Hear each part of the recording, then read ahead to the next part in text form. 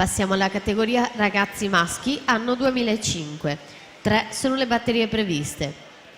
Luca della Coletta in corsia 1, Alessio Buono in 2, Raul Kenda in 3, Nicolo Rosso in 4, Nicolò Gallina in 5, Tommaso Campodell'Orto in 6, Alberto Fardini in 7, Pietro Sacher alla 8.